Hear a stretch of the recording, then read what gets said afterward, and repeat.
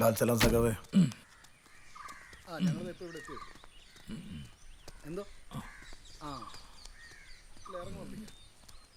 ഇരിക്ക്, അങ്ങോട്ടിരിക്കും.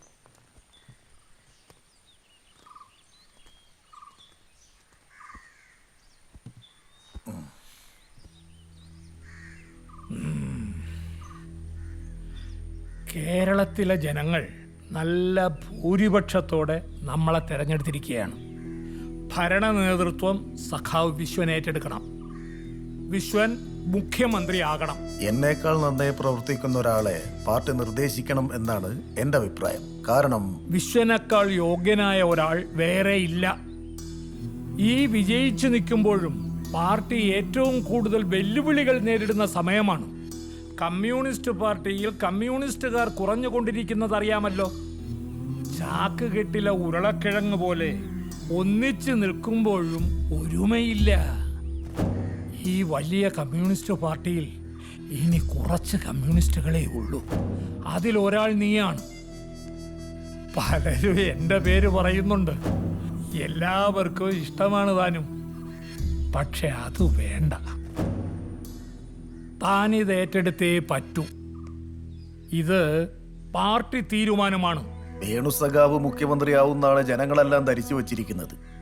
അതല്ലാണ്ട വന്നാല് ഗ്രൂപ്പിസാണ്, തർക്കങ്ങളാണ് എന്നെല്ലാം പറഞ്ഞ് മാധ്യമങ്ങൾ അതല്ല ആഘോഷിക്കും. പിന്നെ സഖാവിലുള്ള വിശ്വാസം അത് വേറെ ആർക്കും ഇല്ലേനും. എനിക്ക് തന്നിൽ വിശ്വാസമുണ്ടോ? ജനങ്ങളുടെ വിശ്വാസം തേടണം. തന്റെ പ്രവർത്തനങ്ങൾ കാണുമ്പോൾ ജനം തന്നെ സ്നേഹിച്ചു തുടങ്ങുമോ? പലരും തന്നെ തെറ്റിദ്ധരിച്ചിരിക്കുക.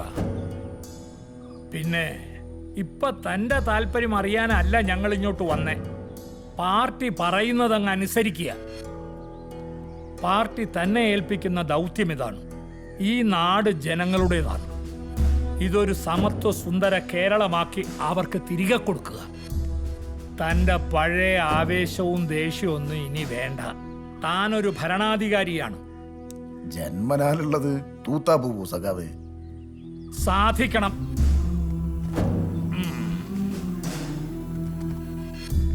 ഈ നാട്ടിൽ ഏറ്റവും കൂടുതൽ ശത്രുക്കളുള്ളത് തനിക്കാണ്.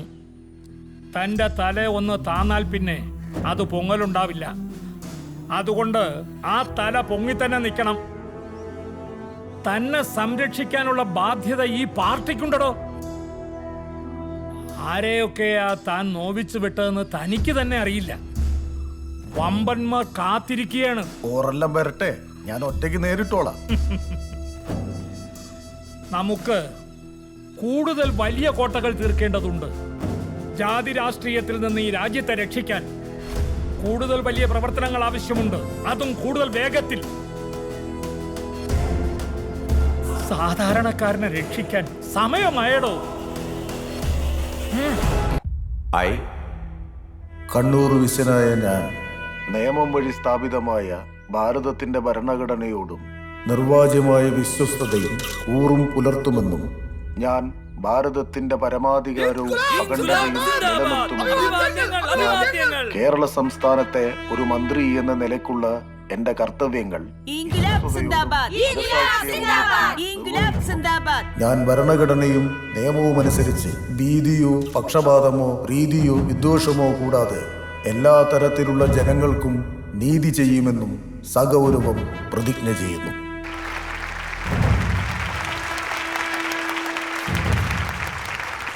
All the best.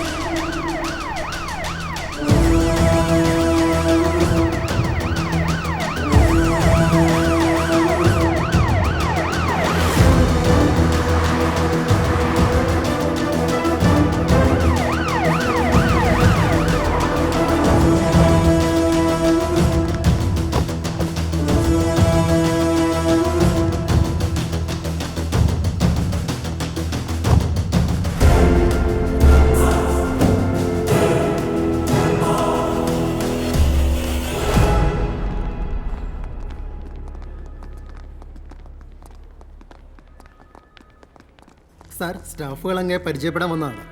ആ പൂവും മാലയെല്ലാം വാങ്ങാൻ ഇഷ്ടം പോലെ സമയം കിടക്കല്ലേ. ആദ്യം എന്നെ ഇങ്ങോട്ട് പറഞ്ഞയച്ച ജനങ്ങളുണ്ടല്ലോ, അവരെ കാര്യങ്ങളൊക്കെ ഒന്ന് ശരിയാക്കുക. എന്താ അതല്ല അതിന്റെ ഒരു ശരി? ആ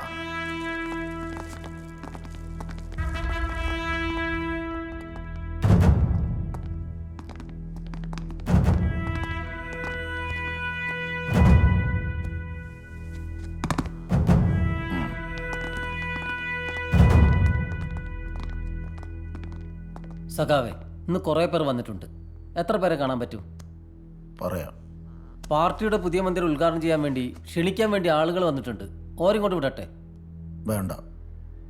ആടെ ഇരിക്കുന്നവരിൽ ഏറ്റവും കഷ്ടത അനുഭവിക്കുന്നത് ആര് എന്ന് നോക്കിയിട്ട് വേണം അകത്തേക്ക് കടത്തിവിടാൻ. അമ്മമാര്, പ്രായം ചെന്നവര്. ഇത് ഇന്ന് മാത്രമല്ല, എന്നും. മനസ്സിലായല്ലോ?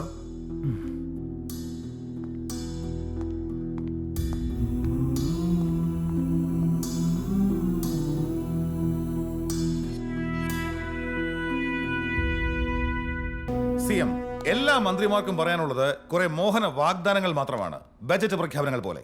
ജനങ്ങളെ മണ്ടന്മാരാക്കുക എന്നതിലുപരി ഇവിടെ ഒന്നും നടക്കാറുമില്ല. മുഖ്യമന്ത്രി എന്ന നിലയിൽ താങ്കൾ എന്ത് ചെയ്യാൻ പോകുന്നു? കേരളത്തെക്കുറിച്ച് താങ്കൾക്ക് ഒരു വിഷൻ ഉണ്ടോ? ഉണ്ടല്ലോ. എങ്കിൽ അത് ഞങ്ങളോടൊന്ന് പങ്കുവയ്ക്കാവോ? ഇനിയുള്ള താങ്കളുടെ പ്രവർത്തനങ്ങൾ ഞങ്ങൾക്ക് വിലയിരുത്താവല്ലോ. കഴിഞ്ഞ സർക്കാരിന്റെ പോലെ കുറെ പാടുകൾ ഉണ്ടാക്കി പോകാനല്ല ഞങ്ങളുടെ പരിപാടി. വ്യക്തമായ കാഴ്ചപ്പാടോടുകൂടി തന്നെയാണ് ഇവിടെ വന്നിരിക്കുന്നത്. സർക്കാരിന്റെ വിവിധ ഭാഗങ്ങളിൽ ചെതറിക്കിടക്കുന്ന അസറ്റുകളുടെ പരമാവധി ഉപയോഗം ഉണ്ടാക്കാൻ അസറ്റ് യൂട്ടിലൈസേഷൻ കമ്മിറ്റി നിലവിൽ വന്നിട്ടുണ്ട്. സർക്കാർ ഓഫീസുകളിൽ പൊതുജനങ്ങൾക്ക് എന്തെങ്കിലും കാര്യത്തിന് അപേക്ഷ എഴുതി നൽകണം.